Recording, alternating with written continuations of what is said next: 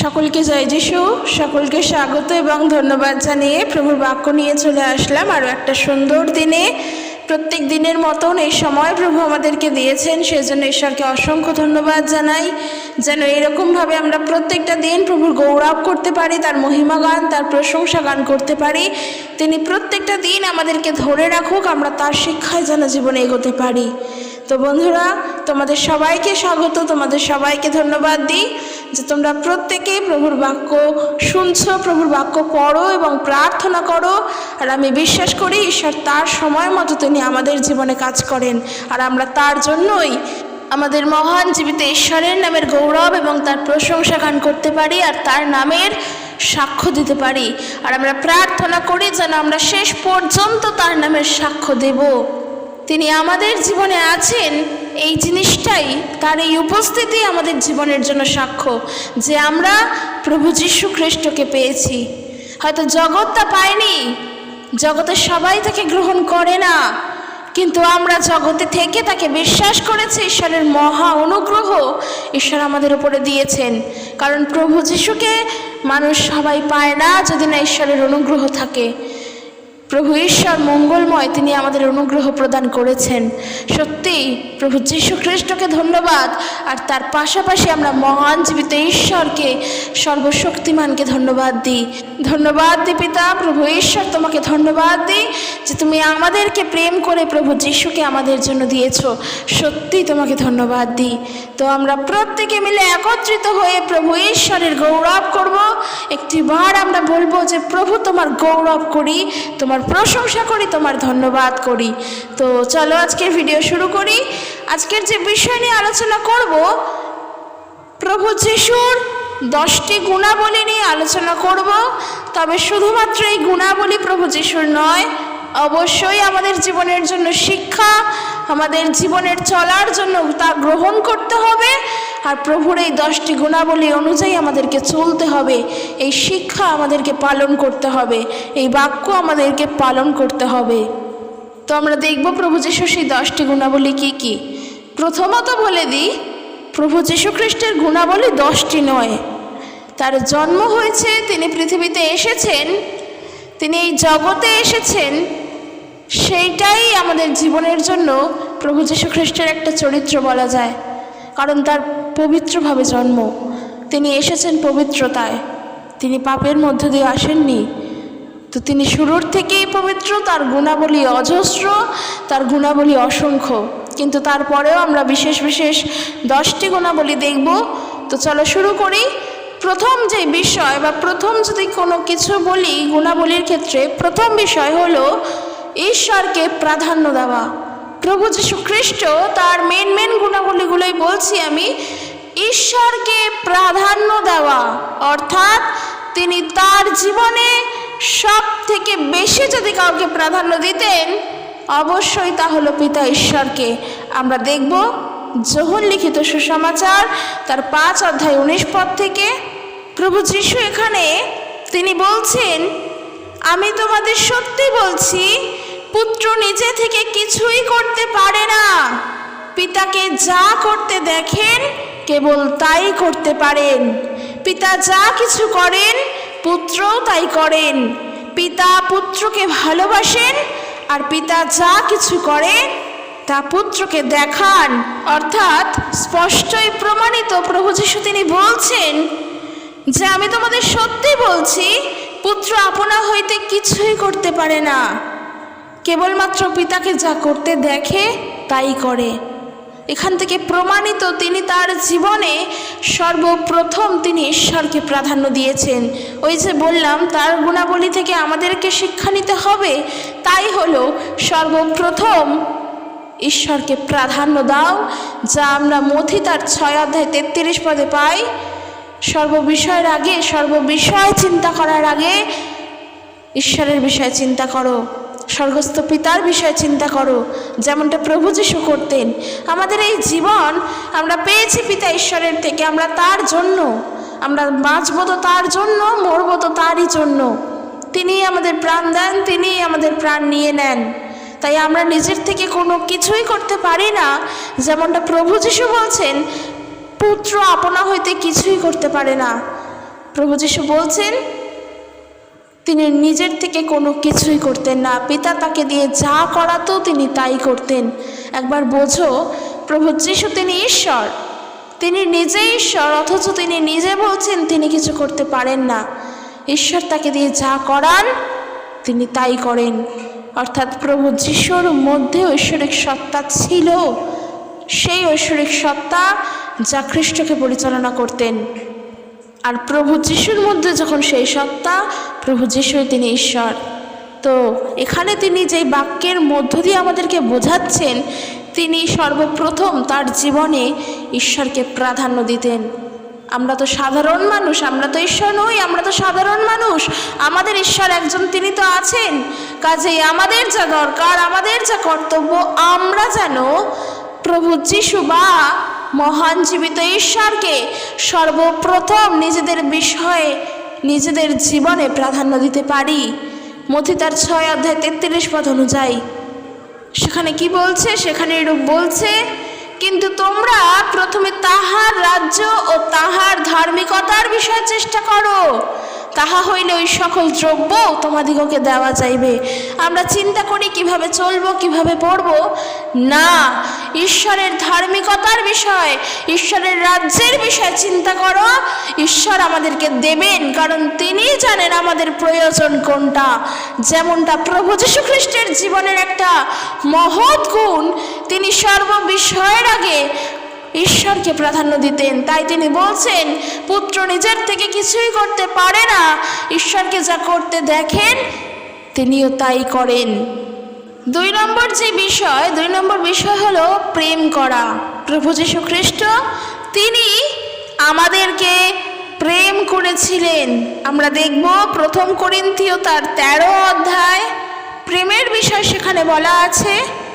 যদি আমরা 1 করিন্থীয় 13 অধ্যায় 4 পদ থেকে দেখি, সেখানে ঈশ্বরের বাক্য বলছে, প্রেম চিরসহিষ্ণু, প্রেম মধুর, প্রেম ঈর্ষা করে না, প্রেম আত্মশ্লাঘা করে না, প্রেম গর্ব করে না, অশিষ্টাচরণ করে না, স্বার্থ চেষ্টা করে না, রাগিয়া ওঠে না, অপকার গণনা করে না, অধার্মিকতায় আনন্দ করে না, কিন্তু সত্যের সহিত আনন্দ করে, সকলে বহন করে, সকলে বিশ্বাস করে, সকলে প্রত্যাশা করে, সকলে ধৈর্যপূর্বক সহ্য করে।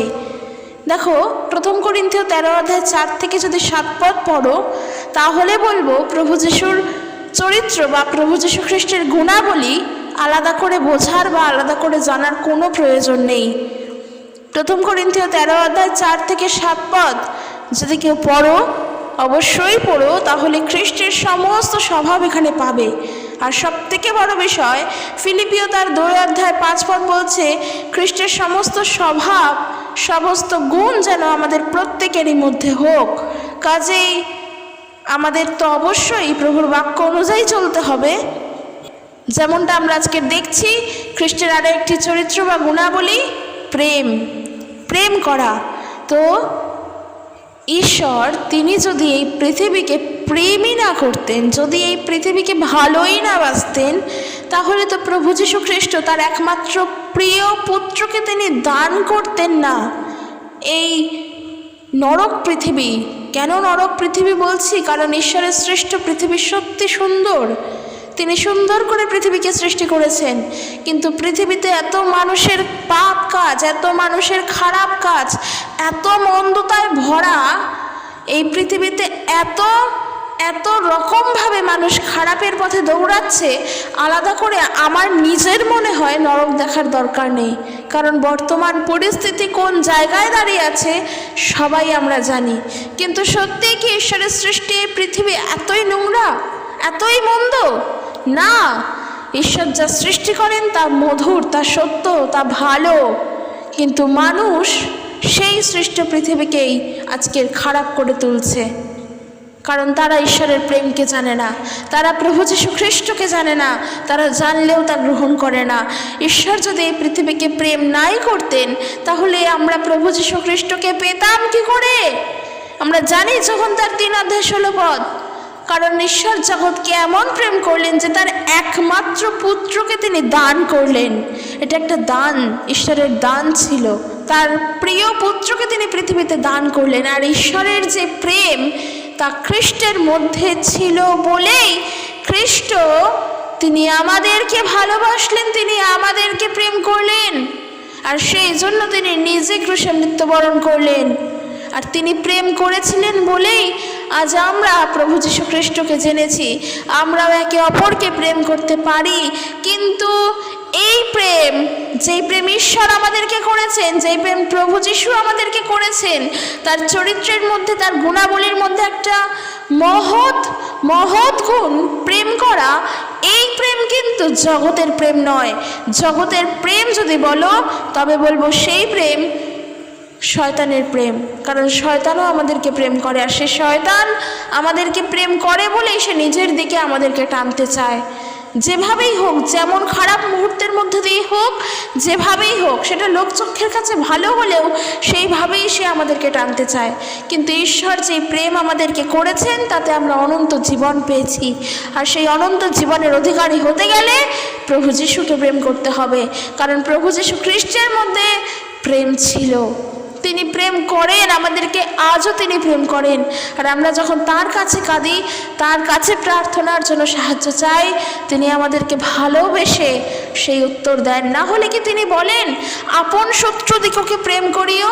যদি তার মধ্যে প্রেম না থাকতো, কে তার নিজের শত্রুর ভালো চায় একবার বলো তো?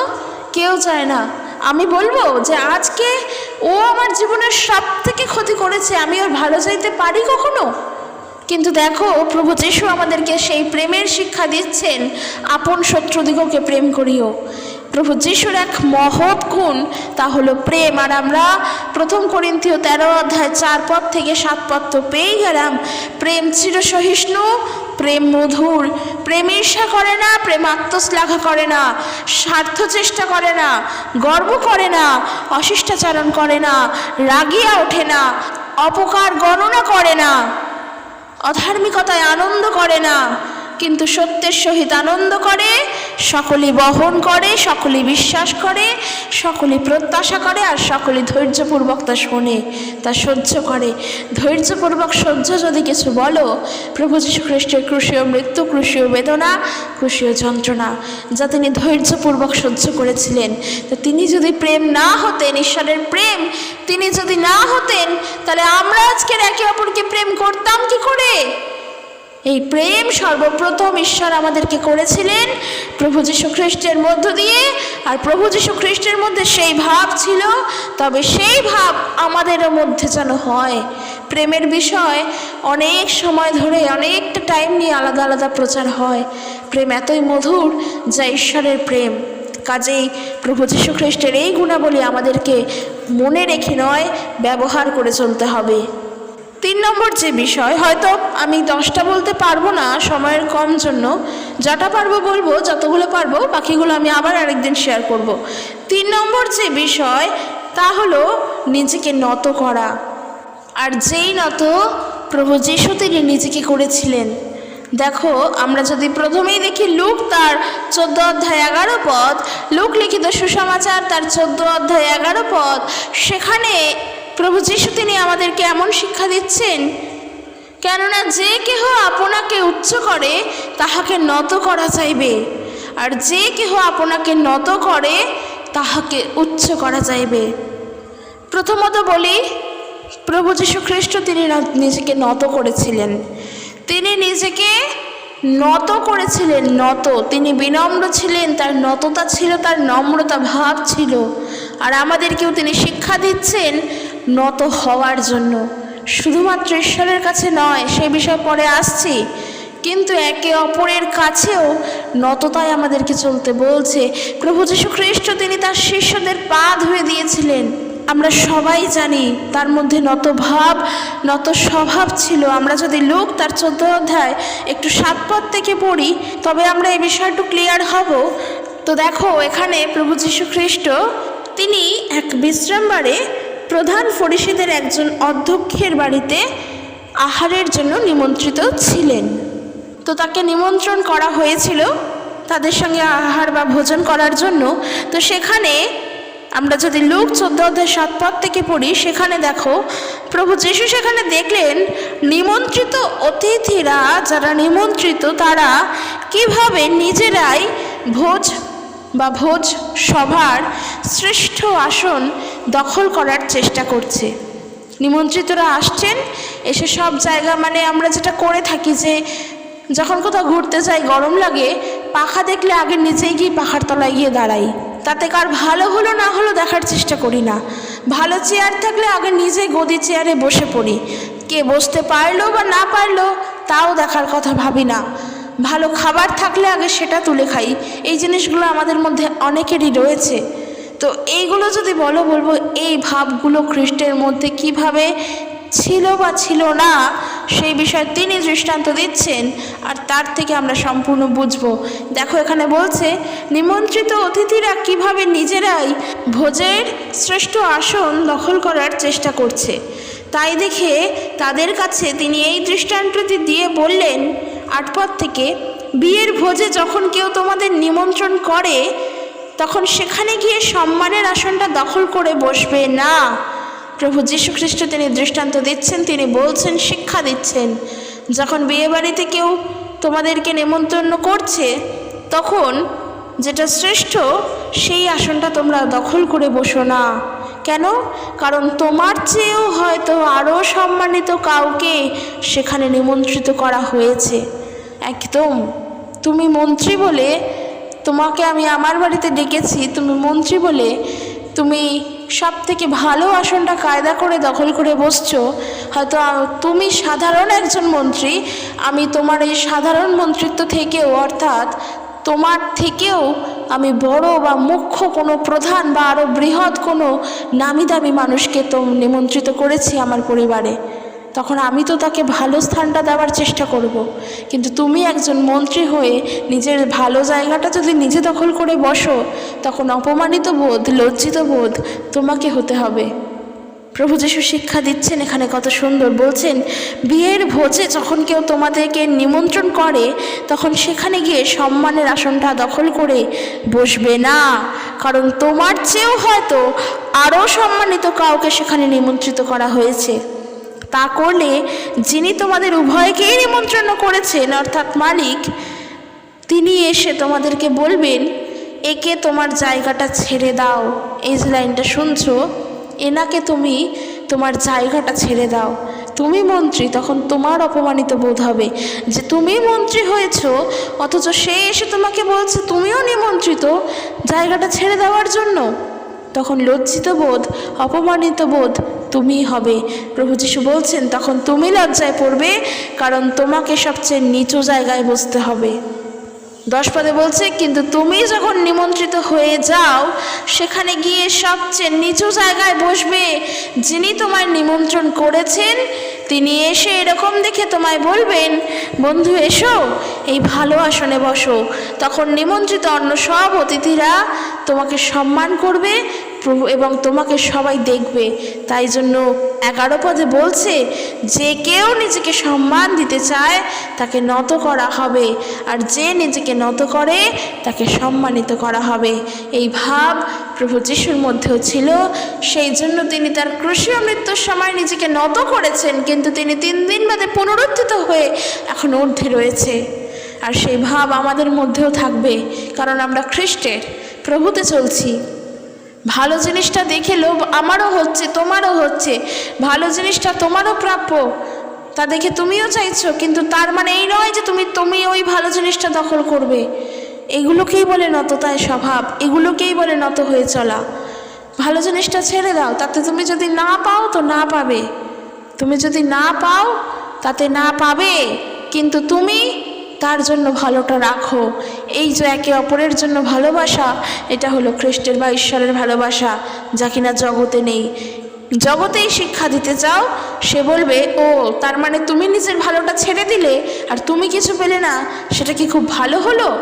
জগৎ তোমাকে এভাবে ব্লেম করবে বা এভাবে বোঝানোর চেষ্টা করবে। কিন্তু ঈশ্বর তা তো করছেন না। যে কেউ নিজেকে নত করবে তাকে উন্নত করা যাইবে। নিজেকে নত এখানে করো, থাক, সেটা তার জন্য থাক।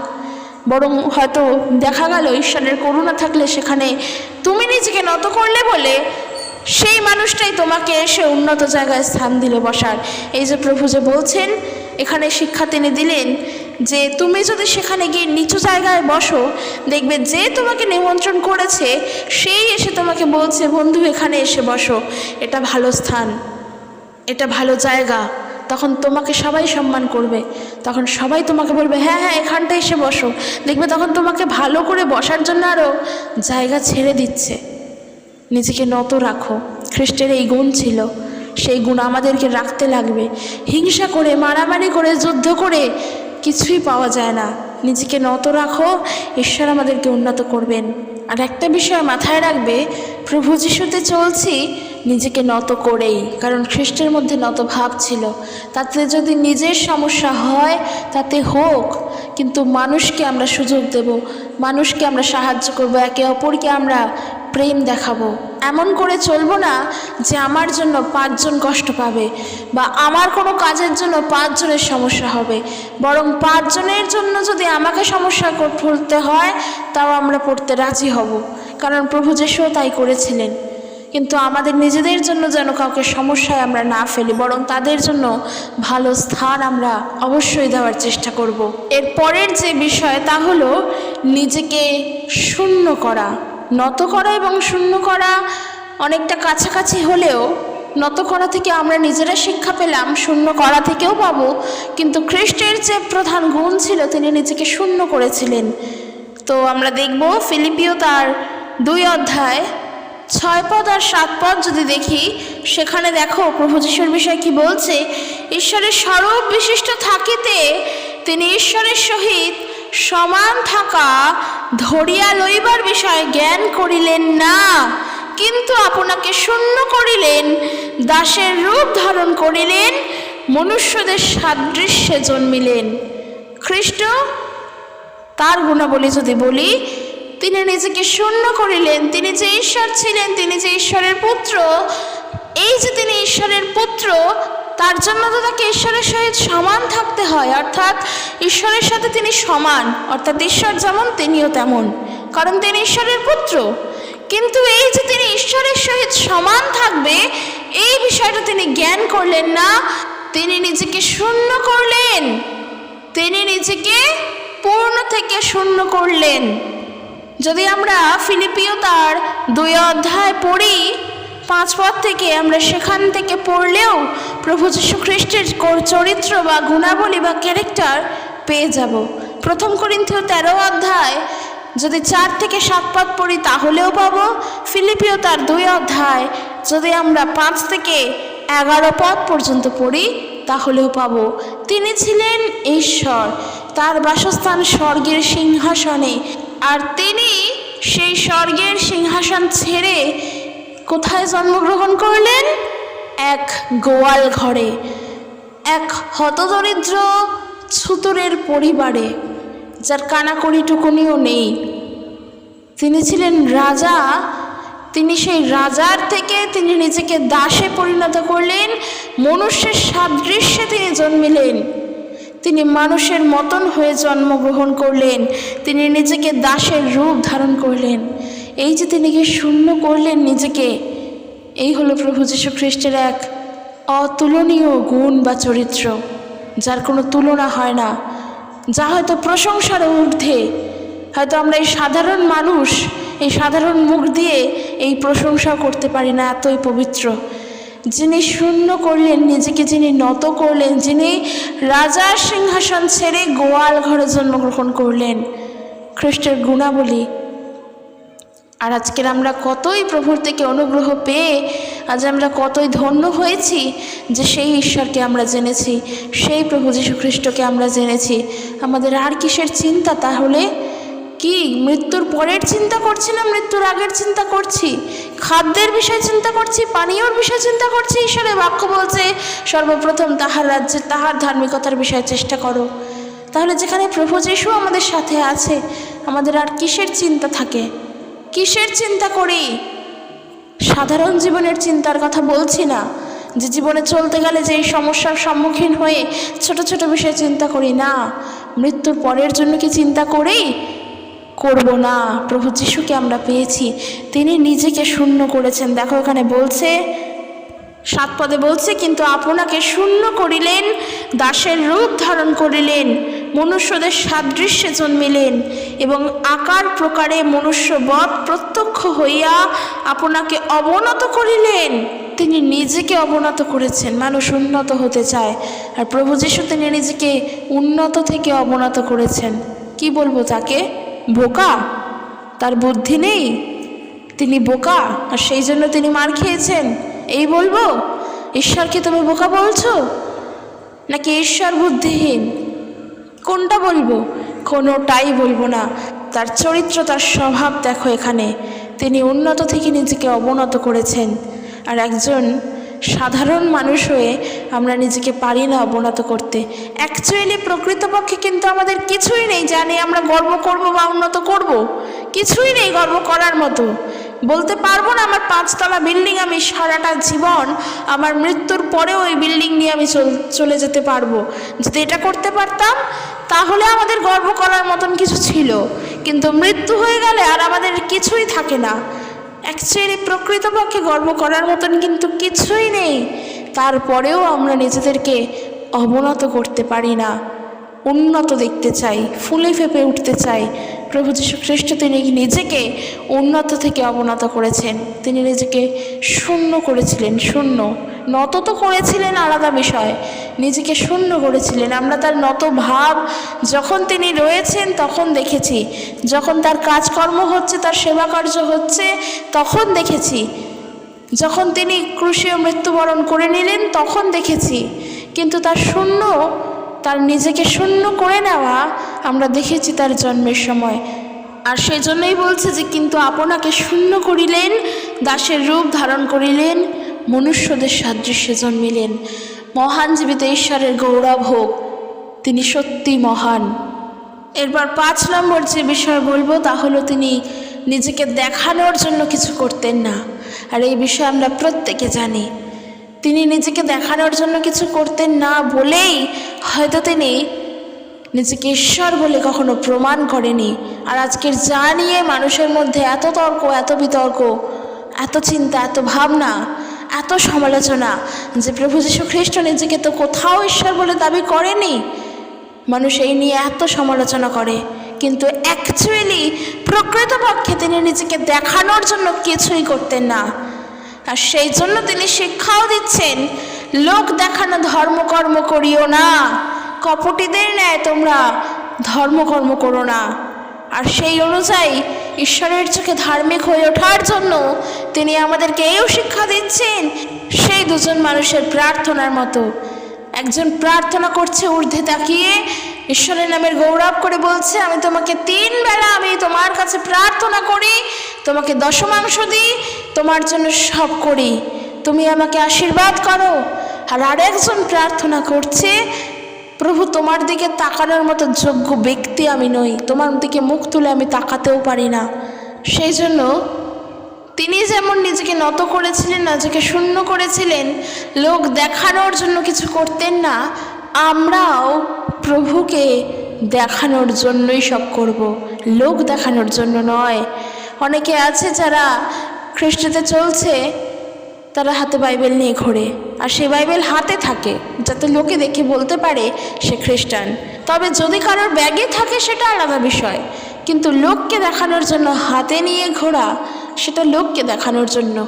আমরা আবার কি, যখন ছোট ছিলাম বা আমরা যারা শুরুতে প্রভুকে জানতাম না, আমাদের কাছে খ্রিস্টান বলতে কিন্তু সাদা পোশাক পরা একটা শুভ্র সুন্দর ব্যক্তিকেই বোঝায়, গলায় থাকবে যিশুর লকেট, হাতে বাইবেল, এইরকম মানুষকে জানতাম, তাই না? খ্রিস্টান সাদা পোশাক পরেই ঘোরে। একটাই কথা বলবো, সাদা পোশাক পরে না ঘুরে খ্রিস্টতে থেকে নিজের হৃদয়কে আগে সাদা করে তোলো। বাইবেল হাতে করে না ঘুরে বাইবেলের মধ্যে যে বাক্য, তার হৃদয় ধারণ করে চলো। কারণ লোক দেখানোর জন্য ধর্মকর্ম করিও না। প্রভু শিক্ষা দিচ্ছেন, আমি একটা এত বড় গলায় যিশুর লকেট পরলাম, হাতে আমার যিশুর ট্যাটু করা, আমার হাতে সব সময় বাইবেল, যেটা লোকে দেখতে পায়। আর সব থেকে বড় কথা, প্রত্যেকবার সুন্দর সুন্দর পোশাক পরা, সাদা পোশাক পরা, অরেঞ্জ কালারের পোশাক পরা, লাল পোশাক পরা, বেগুনি পোশাক পরা, সুন্দর কোমরে বেল্ট থাকে, মাথায় টুপি থাকে, হাতে অনেক কিছু থেকে তারপর আমি একজন খ্রিস্টান, এই মানুষ হয়েও না। কারণ যার উদ্দেশ্যে আমরা এত কিছু করি, প্রভু যীশু খ্রিস্ট, তিনি নিজেই ছিলেন একজন সাধারণ ব্যক্তি। সাধারণ থেকেও সাধারণ, যদি তাকে আমরা মানুষ রূপে দেখতে চাই, সাধারণ থেকেও সাধারণ, তিনি নিজেকে দাসে পরিণত করেছিলেন। তিনি হাতে শাস্ত্র নিয়ে ঘুরতেন না। তিনি তার পিতার নামকে যত্রতত্র বলে মানুষের কাছে এত সস্তায় পরিণত করেননি। তিনি তার নিজের কাজকর্মগুলোকে, তার অলৌকিক কাজ পর্যন্ত মানুষের কাছে প্রচার করেনি আজকাল যা হচ্ছে। তিনি নিজে অলৌকিক কাজ করেছেন, তা দেখে কেউ দেখেছেন, তারপর তা প্রচার হয়েছে। তার অলৌকিক কাজ দেখে হয়তো কোনো মানুষের মাধ্যমে, কোনো থ্রু দিয়ে তারপরে জানা গিয়েছে। কিন্তু প্রভু যীশু খ্রিস্ট কাউকে নিজের থেকে বলেনি যে এসো এসো, আমি তোমাদেরকে সুস্থ করতে চাই, আমার কাছে এসো। এমনটা করেননি। আর আজকের তাই হচ্ছে। আমি দেখি সুস্থ হবার প্রার্থনাও হয়, আর সেখানে সুস্থ হওয়ার জন্য যে প্রার্থনা, তার জন্য ফোন নাম্বারও দেওয়া হয়। এই ফোন নাম্বারে ফোন করো, আমরা তোমাদের সুস্থতা করে তুলব, তোমার দীর্ঘদিনের ব্যথাকে আমরা সারিয়ে তুলব, এই জন্য ফোন নাম্বারও দিচ্ছে। প্রভু যীশু খ্রিস্টের জীবন এমন ছিল না। আমরা তো তার উদ্দেশ্যে সব করছি, তার গৌরবের জন্য, যেন তার নামের প্রশংসা হয়, তার নামের গৌরব হয়, তার নামের প্রচারিত হয়, তার নামকে সবাই জানতে পারে, যিশুকে সবাই জানতে পারে। কিন্তু আমরা এই কাজ যেন না করি। যদি কাউকে ফোন করে ডাকতেই হয়, তাহলে ডেকে বলো যে আজ আসো, আমরা প্রভুর সুসমাচার শুনবো, তার বাক্য শুনবো, তার বাক্য শিখবো, সত্যভাবে চলবো, সুস্থ করার জন্য নয়। যদি সুস্থ হওয়ার জন্যই যিশু হয়, তাহলে ডাক্তারের প্রয়োজন নেই, কোনো ডাক্তারেরই প্রয়োজন হতো না।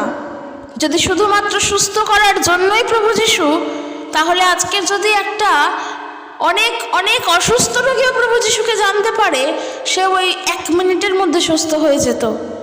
যদি প্রভু যীশু নিজেকে দেখানোর জন্য ধর্মকর্ম করত, তাহলে বাইবেলের কোথাও গিয়ে তিনি প্রমাণ করত, তিনি বলতো যে আমি ঈশ্বর, কোট আনকোট তিনি এই কথাটা ব্যবহার করতেন। কিন্তু তিনি করেননি।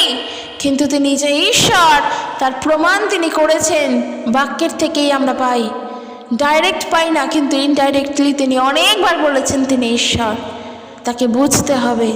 আর যে তাকে না বোঝে, সে কিছুই জানে না, সে সত্যিই মূর্খ, সে মূর্খের মতো চলে। তার মধ্যে জ্ঞান হয়তো অনেক আছে, সে জানে অনেক কিছু, কিন্তু তার জীবনযাপন মূর্খতায় ভরা, কারণ সত্য জ্ঞানই সে জানে না। তো বন্ধুরা, আজকে আর আমরা 5টা বিষয় জানলাম প্রভু যীশু খ্রিস্টের গুণাবলীর মধ্যে। তো মেন বিষয়গুলো আজ আমি বলেই দিলাম। এরপর আমি বলবো, বাকি বিষয়গুলো আবার আরেকদিন শেয়ার করব। কিন্তু আজকের যে 5টা বিষয় বললাম, শুধুমাত্র প্রভু যীশু খ্রিস্টের জীবনী বলে নয়।